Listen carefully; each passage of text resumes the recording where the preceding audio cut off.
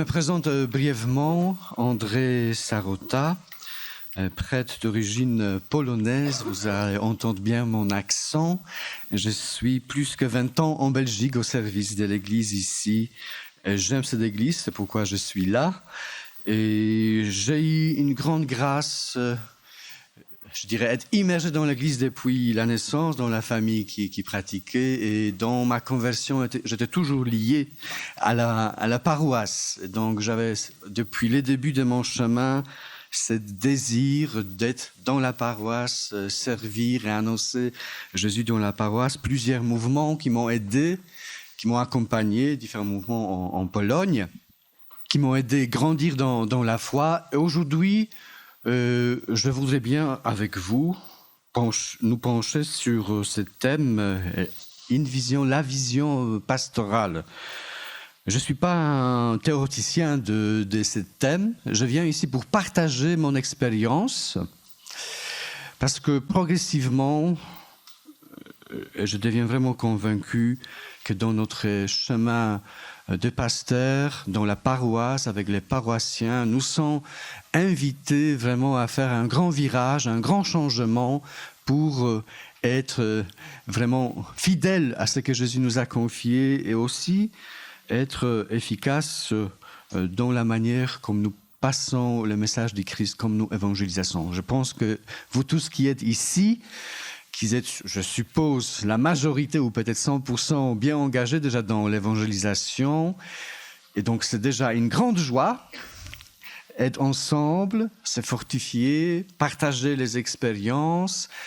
Mais nous sommes invités aussi à être évangélisateurs avisés, qui justement entrent dans les réseaux, d'abord avec le Seigneur, mais aussi entre nous, avec l'Église, avec nos paroissiens tels qu'ils sont, pour pouvoir avancer et réaliser vraiment la vision de Jésus.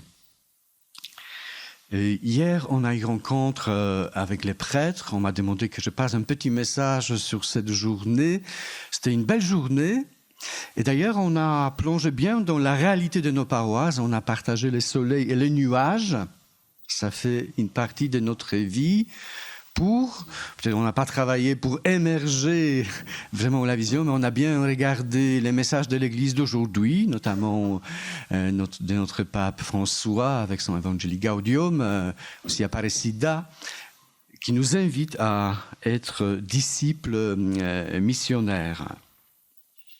Et les organisateurs, je pense, ils ont bien vu les programmes de ces 3 jours, parce que l'après-midi, on va pouvoir visiter différents ateliers. Et ici, il y a un danger, je dirais, parce que parfois, pour certains en tout cas, et surtout si on vient de petites paroisses, on voit de belles choses, de belles expériences, on est plutôt motivé, mais on revient chez nous, et finalement, c'est pas possible.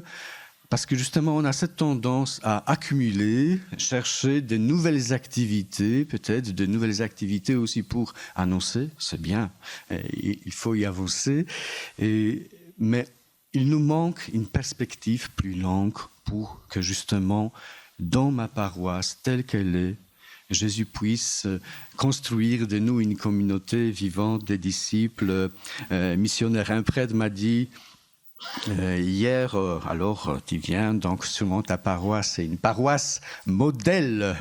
Donc j'aime beaucoup ma paroisse. Je ne peux pas dire que ma paroisse c'est une paroisse modèle. D'ailleurs, c'est un peu dangereux, c'est comparer trop. Chaque paroisse a un milieu spécifique, on va en parler. Et nous sommes invités dans ces milieux-là répondre à l'appel du Christ.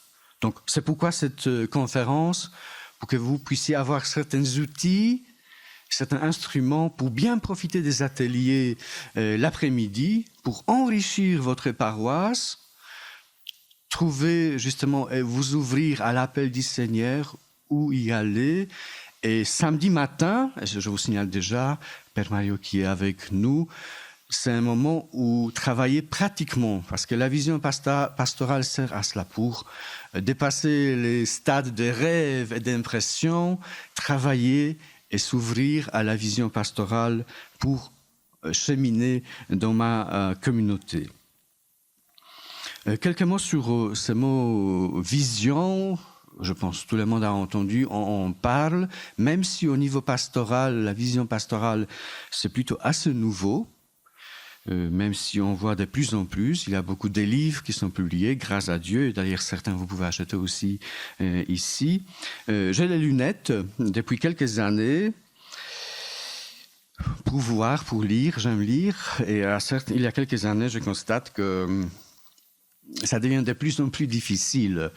Au début, parce qu'on peut-être on n'aime pas tout de suite mettre les lunettes, et donc on a tendance justement mettre les livres un peu plus loin. Et je trouve que c'est un peu aussi le problème de nos communautés, de notre Église.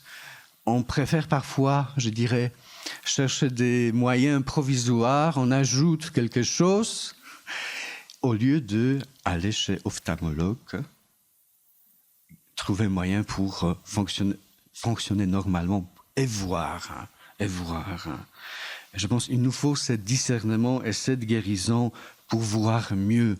Et aussi dans nos actions d'évangélisation que nous réalisons parce qu'il y a plein d'évangélisateurs qui sont un peu démotivés, découragés, peut-être aussi parmi nous. Donc, tournons-nous vers lui et cherchons aussi dans sa parole justement cette lumière, cette force pour voir mieux. Surtout que à notre époque, maintenant, notre magistère, l'Église, vraiment nous pousse vers cette direction-là. Evangelii Gaudium nous invite très fort. Je pense que nous avons tous lu. Sinon, il faut vraiment se mettre à la lecture et sûrement pas une fois pour nous laisser inspirer par cette parole. Il nous faut mettre les changements en place. Je cite un homme de l'Église, pour moi c'est très parlant, pendant ces vacances, cette année, rencontre avec un dominicain, et il me parle de Saint-Dominique. Et je lis un peu sur ce Dominique, donc je sais bien qu'il travaillait aussi parmi les cathares. D'ailleurs, j'étais une fois pour visiter ces lieux. J'ai entendu plein de bons signes, des miracles que Saint-Dominique a accomplis parmi les cathares, mais lui, il me raconte, écoute, c'était pas tout à fait comme ça. D'abord, en Espagne, c'était un prêtre engagé, chanoine, qui était très fervent, qui a touché les cœurs. C'était pas une époque facile pour l'Église, 11e, 12e siècle, c'est l'époque aussi de Saint François. Et ensuite, il reçoit la mission pour aller au sud de France. Lui, qui est vraiment un saint prêtre, engagé, qui rayonne, il se trouve dans un autre contexte, notre milieu, et il se trouve vraiment dépourvu. Il voit les gens rier de sa manière de faire. Donc souvent, il a vécu une sorte de crise de sa manière de faire la pastorale. Et progressivement, justement, c'est ça, être une personne ouverte à l'Esprit Saint, il trouve son chemin, il crée les dominicains et trouve les moyens pour passer le message du Christ dans ces contextes-là. Donc même si on est, je dirais, très dévoué, pieux, engagé, évangélisateur, on se trouve parfois dans les contextes où ça ne va pas. Mais le Seigneur est là pour nous aider à avancer. C'est le cas pour chacun de nous, c'est le cas aussi pour moi. On se trouve dans un nouveau contexte, on est invité à faire les nouveaux pas, que le Seigneur puisse nous montrer les chemins. J'ai cassé mes lunettes quelques années après, j'avais les lunettes très fines parce que, pour s'habituer tout simplement, un jour le soir je m'assis là-dessus. Dramatique, c'est assez cher. Et donc, avant les avoir trouvé un bon prix, etc., quand même plusieurs jours sans lunettes. J'avais une petite lunette de lecture. Et donc, c'était quand même assez dangereux. Et aussi, je pense, presque tout le monde est conscient que nous avons un souci, un problème, que notre terrain, notre situation actuelle nous invite à faire le pas, à nous ouvrir vraiment à l'Esprit Saint, mais en quelque sorte, on traîne et on prolonge une autre manière, ancienne manière de travailler nos communautés. Une première définition, avant que j'aborde cette définition de manière un peu plus détaillée, de la vision, une image du futur qui produit de la passion en nous. C'est valable pour tous les domaines de la vie, profane, chrétien, de la vie du couple. Donc, je voudrais bien qu'après cette conférence, il y a la passion en nous qui s'éveille encore plus, et aussi ces 2 journées que nous répartirons d'ici vraiment passionnés.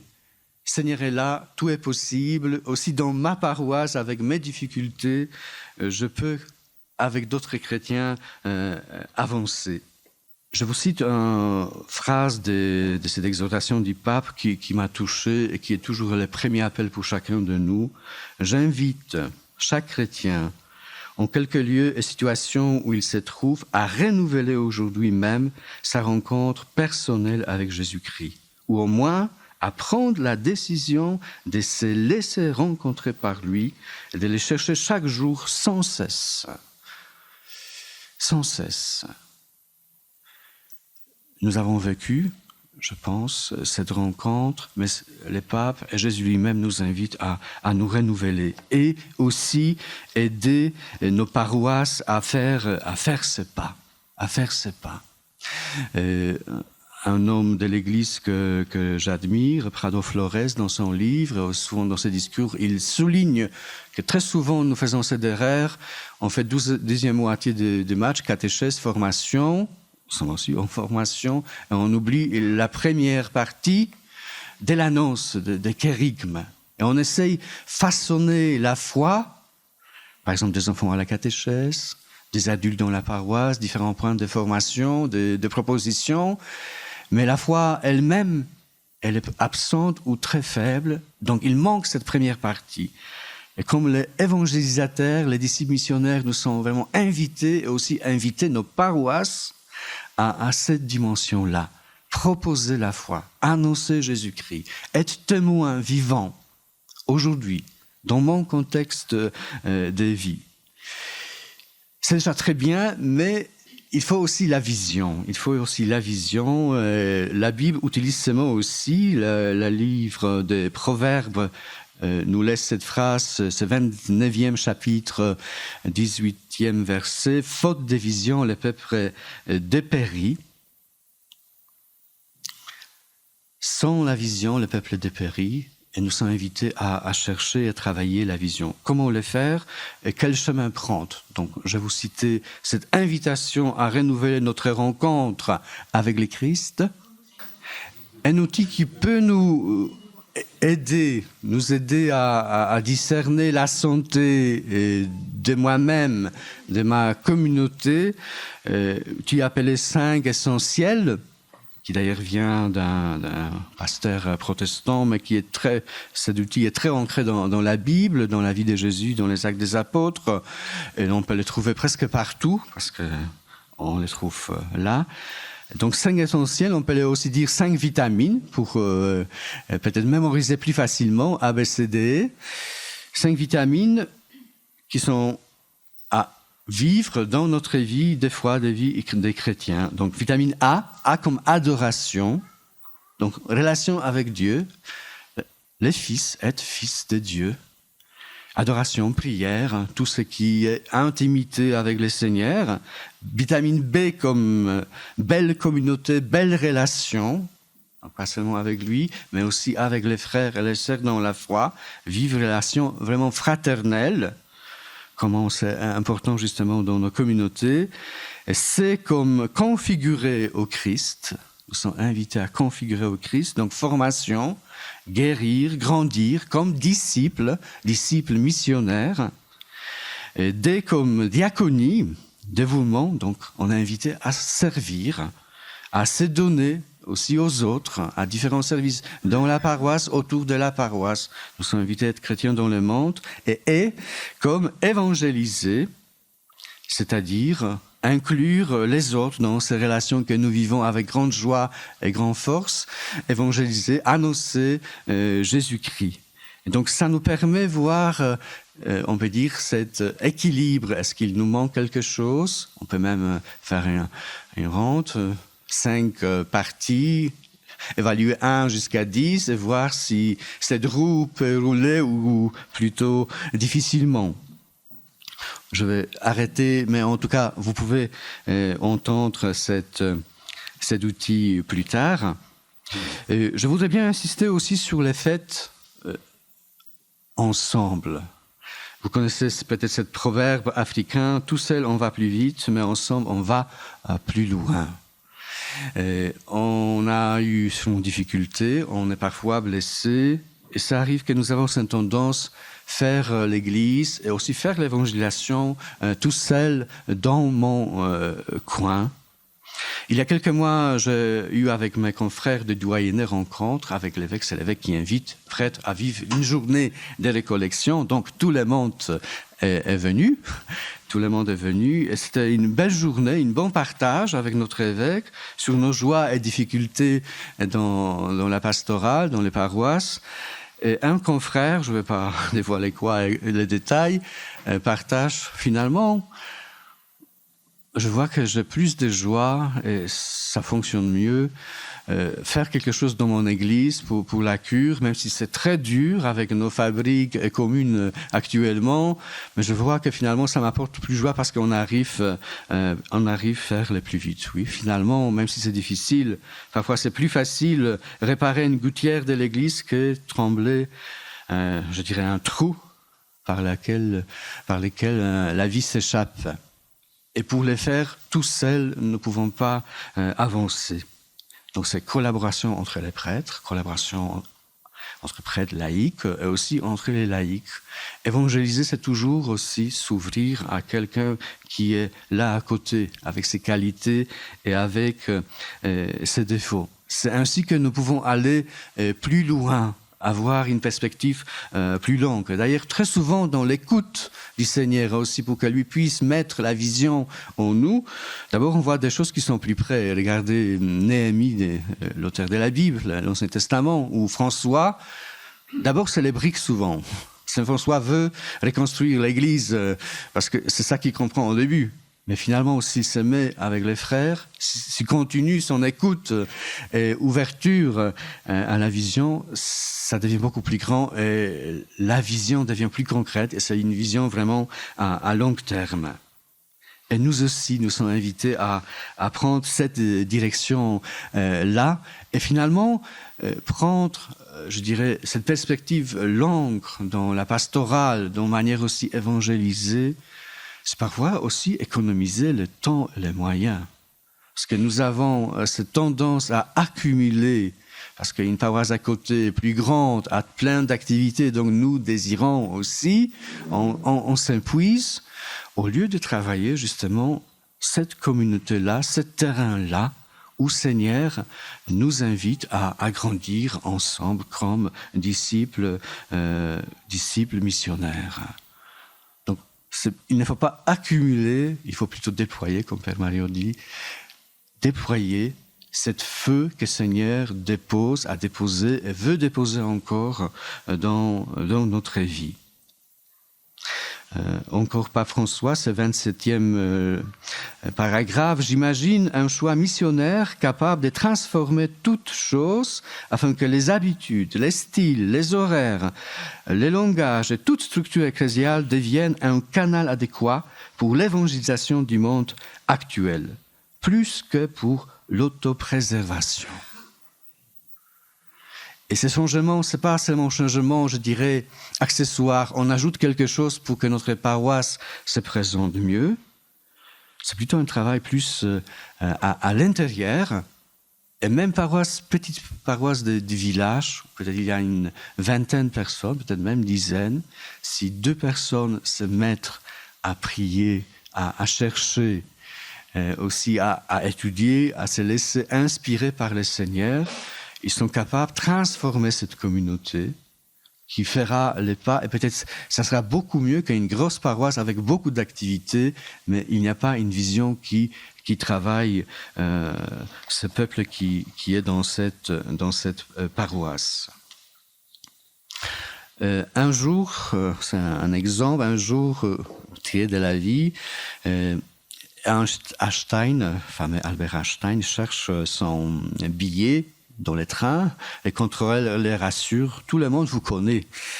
Je suis sûr que vous avez votre billet, vous ne devez pas chercher. Donc, elle met lui continuer à chercher. Et ne vous inquiétez pas, je sais que vous êtes honnête. Et alors, il répond, je n'en doute pas, mais sans mon billet, je ne sais pas où je vais. Il était assez distrait.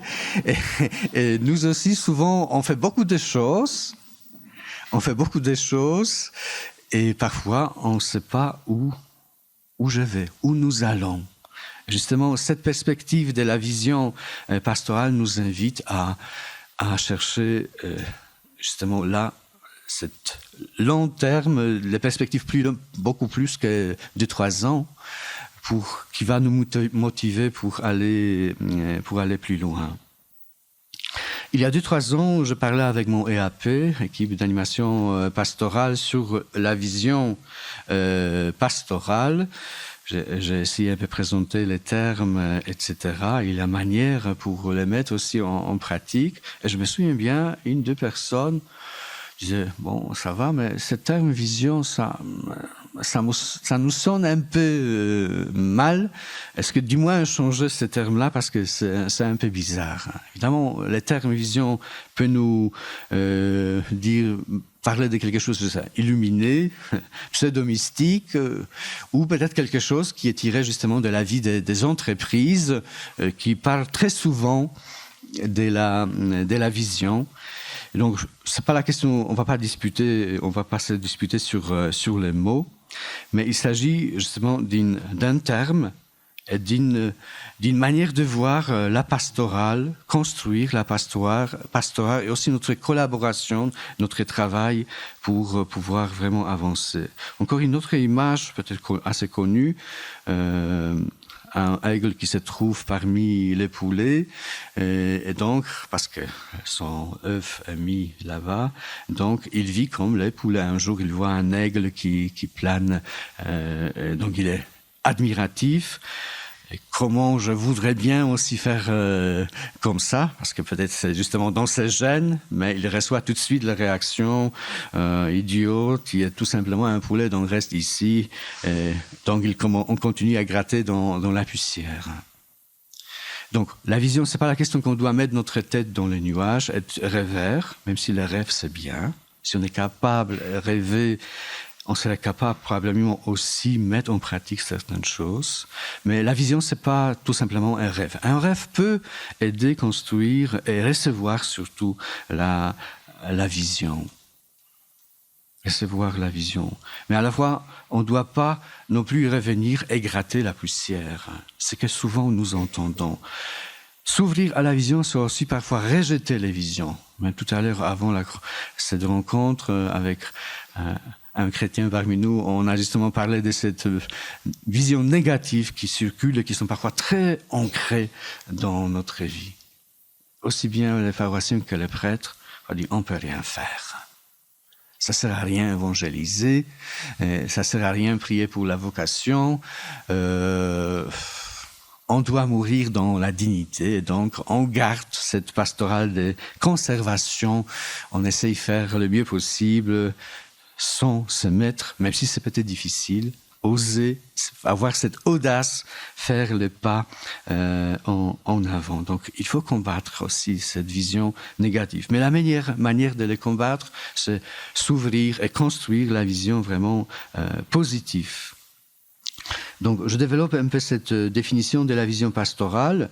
La vision pastorale est une image de ce que le Christ nous appelle à devenir comme communauté pour poursuivre sa mission du salut dans l'environnement qui est le nôtre. Elle présente un avenir durable qui suscite passion et force dans les cœurs des fidèles. Comme la foi, elle donne à voir les choses avant qu'elles ne se réalisent. Elle répond à la question « Où allons-nous » Elle nous donne un objectif à moyen terme. Donc vision, c'est quelque chose qui est à cheminer longtemps. Ce n'est pas un objectif. Évidemment, ensuite, si nous avons une vision qui devient claire, reçue, et aussi travailler, parce que ça demande aussi un effort pour recevoir ce que le Seigneur veut nous donner. nous sommes invités ensuite à travailler les objectifs de manière assez méthodologique. Il ne faut pas avoir peur d'utiliser les moyens, y compris les moyens qui sont parfois dans les entreprises, pour bien avancer avec nos projets pastoraux. Donc, en regardant cette définition, d'abord, c'est l'appel du Christ, donc quelque chose que je peux recevoir, que nous pouvons recevoir. Donc, il y a évidemment les prêtres, les conseils pastoraux, il y a l'Église dans sa totalité, avec son enseignement, avec sa vie, avec son expérience, et il y a aussi les terrains, les milieux où nous sommes invités à vivre l'Église et partager la foi. Donc, tous ces éléments, ces terrains, sont les lieux où la vision pastorale peut surgir. Évidemment, en communauté, la mission est déjà donnée, c'est la mission de l'Église, mais cette mission-là est appliquée ici, chez nous, dans ma paroisse, dans la tienne, pour pouvoir justement suivre l'appel du Christ qui nous appelle et aussi aider nos paroissiens à devenir disciples missionnaires. On peut dire que la vision, c'est un peu le pourquoi. C'est pourquoi nous motive pour trouver comment. C'est pourquoi nous motive aussi utiliser les talents qui sont sur place. Peut-être aussi les chercher et déployer les charismes du prêtre, des paroissiens. Des opportunités qui sont présentes. Je voudrais prendre un texte de l'Évangile à propos justement des outils que nous sommes invités à utiliser. Je pense que c'est le cas presque de chaque paroisse, qu'on peine parfois, que c'est difficile à avancer. On a des beaux projets, peut-être ce n'était pas une vision, mais peut-être c'est déjà une vision, mais finalement on était bloqué. Et il faut chercher aussi des moyens pour que nos projets puissent avancer, chercher de bons moyens. Et il y a quand même pas mal de communautés chrétiennes dans le monde, aussi bien protestantes que catholiques, qui n'ont pas peur chercher des moyens, chercher des instruments pour avancer. Et vous connaissez cette parabole de l'Évangile dans Sergius, c'est 16e chapitre, sur les gérants, on l'appelle souvent malhonnêtes, même si les Bibles disent qu'ils n'étaient pas si malhonnêtes qu'on pense. C'était assez habituel à l'époque de gérer de cette manière les biens de son maître. Donc certains disent que gérant plutôt astucieux ou gérant avisé. Et surtout les phrases finales de cette parabole, je pense, nous invitent à y réfléchir. Les maîtres admira l'habileté de ces filous des gérants, je prends la traduction en parole vivante, car le malin s'y était bien pris, en effet. Ceux qui vivent pour ce monde sont généralement plus avisés que les enfants de la lumière. Ils agissent de façon plus conséquente dans la conduite de leurs affaires et dans les relations avec leurs semblables. C'est magnifique si nous nous mettons à l'écoute de l'Esprit Saint. C'est magnifique s'il y a 2-3 personnes ou plus se mettent en route inspirées par le Seigneur, mais nous sommes invités aussi à faire cette route. Et le Seigneur ne fera pas, en tout cas pas tout, ne fera pas tout à notre place. Nous sommes invités à avancer comme les disciples de Jésus. Et il faut alors s'attaquer à différents défis, obstacles, avec une certaine, justement, persévérance, avec de manière conséquente. Et le Seigneur nous invite tous à une créativité aussi bien de chercher et de mise en place justement de moyens. N'hésitons pas à se laisser inspirer par les communautés qui ont déjà mis certaines choses en place. Je pense notamment de certaines communautés aussi protestantes. Il y a beaucoup d'influence sur les paroisses qui cherchent, les communautés qui ont arrivé à bien mobiliser ces paroissiens, comme la communauté Saddleback d'Eric Warren ou de Willow Creek. Il y a la communauté catholique. On a un très bon livre de James Malone et d'autres livres qui nous proposent de chemins, de moyens concrets pour avancer. Il faut aussi se laisser inspirer par les exemples concrets de la vie, et c'est pourquoi ces ateliers aussi de cet après-midi. Donc, ne restons pas tout de suite les outils qui sont quelque part, qui nous parfois sonnent comme l'entreprise, comme les milliers de managers, mais quand même aussi dans l'évangélisation et aussi dans la paroisse, une partie de l'existence c'est gestion des projets, c'est gestion des personnes. Et ça vaut la peine de chercher de bonnes inspirations et bons moyens pour pouvoir le faire. Comment accueillir notre vision pastorale? Nous d'abord prier, écouter la parole de Dieu. Il y a différents styles de le faire. Certains, par exemple, prendre les actes des apôtres. Ils lisent ensemble. Ils invitent même toute la paroisse, mais il y a un noyau qui se met à écouter, à lire. Peut-être prendre Evangelii Gaudium, Evangelii Nunciandi, ou d'autres textes de l'Église qui peut nous inspirer, peut nous guider, ou encore un autre livre qui nous aidera. Évidemment, il ne s'agit pas de coller-copier ce que paroisse à côté ou paroisse ailleurs ou un notaire nous propose. Il s'agit vraiment d'écouter au fond de nous-mêmes et dans notre contexte la parole et l'invitation de Jésus. Dans notre contexte, c'est-à-dire, il faut écouter aussi les gens. Hier, avec les prêtres, on nous a invités l'après-midi chercher dans notre JSM, presque tout le monde avait JSM, ce qui n'avait pas été envoyé au bar en face. Donc, pour téléphoner aux personnes qui ne sont pas tellement liées à l'Église, sont plutôt éloignées. Donc, on cherchait tous. Les personnes ont téléphoné pour poser quelques questions sur la paroisse. Qu'est-ce qui est important pour toi, pour que tu puisses venir à l'église, ou quels sont les critères, hein? Et donc, je trouve que c'est une bonne manière d'entrer dans les contacts avec les gens de notre milieu. Il faut évidemment parler avec les paroissiens, s'écouter, parce que quand même c'est l'essentiel, fondamental, c'est les premiers pas. Mais si on prend la perspective de l'Évangile, et aussi notre pape nous invite à aller à la périphérie, il faut aller plus loin que ça. Et poser des questions concrètes et avoir aussi des réponses. Et d'ailleurs, j'étais étonné par une joie de répondre. Une personne qui faisait les courses n'était pas envie tout de suite parler, mais dit, écoute, je suis à un colloque, on a demandé de faire ça. Et donc, elle a donné des réponses. En plus, j'ai tombé sur une personne bouddhiste qui louait la salle à l'église. Donc, il faut chercher des contacts et se laisser inspirer par le terrain. Sinon, nous restons la paroisse enfermée qui fait ça pour seulement nous-mêmes. On doit s'ouvrir et que cette vision pastorale ressurgisse dans les contextes vraiment de notre vie. Et soulignons bien que nous vivons à l'époque où les contextes changent très fort et très vite. Donc, cette démarche est nécessaire à répéter souvent pour correspondre aux vrais besoins des personnes qui nous entourent et qui attendent vraiment les messages du Christ.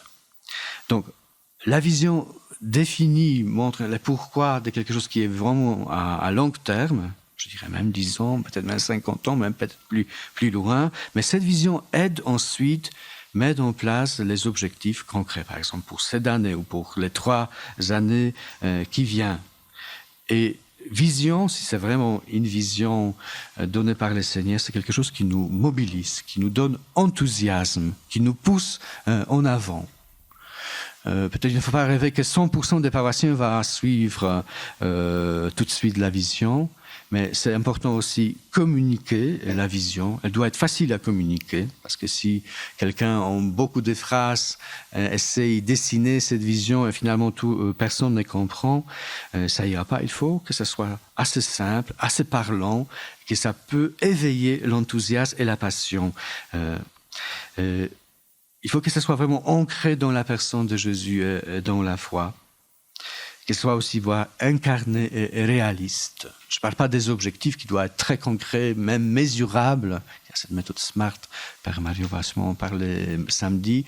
Donc, ensuite, les objectifs sont concrets, mesurables, mais vision, justement, nous invite à se lancer avec courage, avec l'audace beaucoup plus loin. Pour doucement terminer cette réflexion, je ne vais pas parler des visions de la paroisse, je prends la vision de la famille. Pour donner un exemple, ça peut vous aider peut-être. Donc, supposons il y a un couple qui vient se marier et qui porte une une vision de sa vie, de son couple, de son mariage. Et supposons un couple qui veut avoir vraiment une belle maison remplie de beaucoup d'enfants, disons, supposons plus que moyen, plus que 3. Et donc, le couple imagine une belle maison, pleine de joie, pleine de belles relations avec beaucoup d'enfants et on vit ensemble. Et donc, si on se met pour justement correspondre à et réaliser cette vision, normalement, on n'achète pas un petit appartement parce qu'au début, on n'a pas de moyens, on n'a pas l'argent, etc., etc. Mais peut-être on est capable de trouver un terrain sur lequel on met en place un petit bâtiment qui ensuite peut grandir pour accueillir progressivement d'autres enfants et vraiment que ce soit une belle maison. Tous nous sont appelés à avoir la vision pour ma vie chrétienne, pour nos paroisses. Osons accueillir cette invitation. Il est bien fondé aussi dans les textes de notre Église à faire des changements, pas seulement accessoires, mais changements de profondeur qui nous mettront en route, qui faisons de nos paroisses vraiment paroisses missionnaires qui touchent la périphérie. Et déjà, des textes de la Bible nous invitent aussi à oser justement construire et suivre les visions. Je vous cite seulement pour terminer la prière qui est la première prière d'ouverture de la messe, la prière des premières semaines ordinaires où il y a ce texte qui est très parlant pour nous. J'ai lu, j'ai prié. Aux appels de ton peuple en prière, réponds Seigneur en ta bonté, donne à chacun la claire vision de ce qu'il doit faire et la force de l'accomplir. Amen.